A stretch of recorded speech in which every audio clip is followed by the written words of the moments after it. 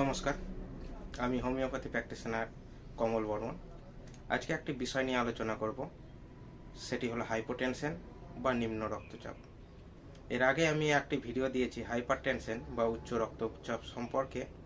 আজকের বিষয় নিম্ন রক্তচাপ বা হাইপোটেনশন। এই হাইপোটেনশন সম্পর্কে জানতে গেলে সর্বপ্রথম আমাদের জানতে হবে যে আমাদের স্বাভাবিক রক্তচাপ কত। আমাদের স্বাভাবিক রক্তচাপ হলো সিস্টোলিক চাপ 120, ডায়াস্টোলিক চাপ 80। এটিকে আমরা স্বাভাবিক রক্তচাপ বলে ধরে থাকি। কিন্তু কোনো কারণে যদি সিস্টোলিক রক্তচাপ 90-এর নিচে এবং ডায়াস্টোলিক রক্তচাপ 60-এর নিচে নেমে যায়, তখন এই সিচুয়েশনকে আমরা নিম্ন রক্তচাপ বা হাইপোটেনশন বলতে পারি। এই নিম্ন রক্তচাপ বা হাইপোটেনশন হলে কি কি সমস্যা দেখা দিতে পারে? যখন আপনি কোথাও বসে থেকে বা শুয়ে থেকে হঠাৎ উঠতে যাবেন, তখন আপনার মাথা ঘুরতে পারে, এই সমস্যা দেখা দিতে পারে। আপনার দৃষ্টিশক্তি হঠাৎ ঝাপসা হয়ে যেতে পারে। আপনার শরীর ক্লান্তি ও দুর্বল প্রবণ হয়ে যেতে পারে। আপনার রক্তের চাপ হঠাৎ কমে গেলে আপনি হঠাৎ কোথাও পড়ে গিয়ে অজ্ঞান হয়ে যেতে পারেন। আমরা কিছু ক্ষেত্রে লক্ষ্য করি, যাদের রক্তের চাপ কমে যায় তাদের হাত পা ঠান্ডা হয়ে যেতে পারে। এবার আসি নিম্ন রক্তচাপের কারণ। কোন কোন কারণে আমাদের নিম্ন রক্তচাপ হতে পারে? যদি আপনার শরীরে সোডিয়ামের ভারসাম্য বজায় না রাখতে পারেন, সেক্ষেত্রে আপনার নিম্ন রক্তচাপ হতে পারে। আপনার শরীরে যদি জলের ঘাটতি থাকে বা জলের পরিমাণ যদি কমে যায়, সেক্ষেত্রেও কিন্তু আপনার নিম্ন রক্তচাপ বা হাইপোটেনশন হতে পারে। আপনি যদি অতিরিক্ত ক্যাফেইন, অ্যালকোহল এই সব সেবন করেন, সেক্ষেত্রেও কিন্তু আপনার নিম্ন রক্তচাপ বা হাইপোটেনশন হতে পারে।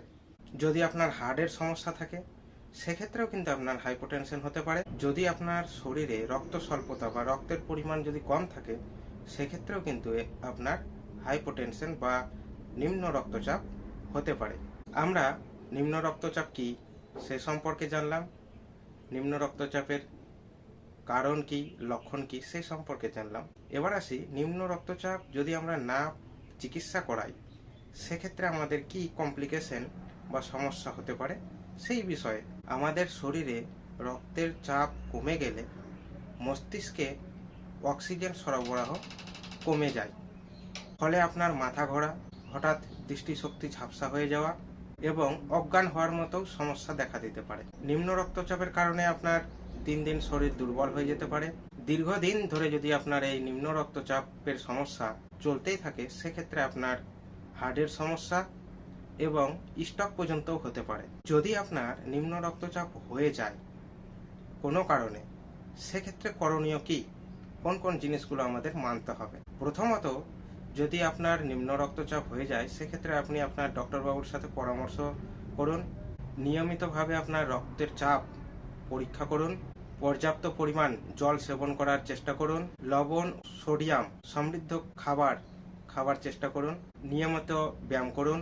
মানসিক চাপ কমাবার চেষ্টা করুন। পর্যাপ্ত পরিমাণ ঘুমানোর চেষ্টা করুন। ধূমপান ও মদ্যপান থেকে নিজেকে বিরত রাখুন। ভিডিওটি দেখার জন্য ধন্যবাদ। ভালো লাগলে ভিডিওটি লাইক করুন, শেয়ার করুন এবং চ্যানেলটি সাবস্ক্রাইব করুন। যদি আপনার এই বিষয়ে কোনো কিছু পরামর্শ থাকে, সেক্ষেত্রে আমাকে কমেন্ট করে জানান।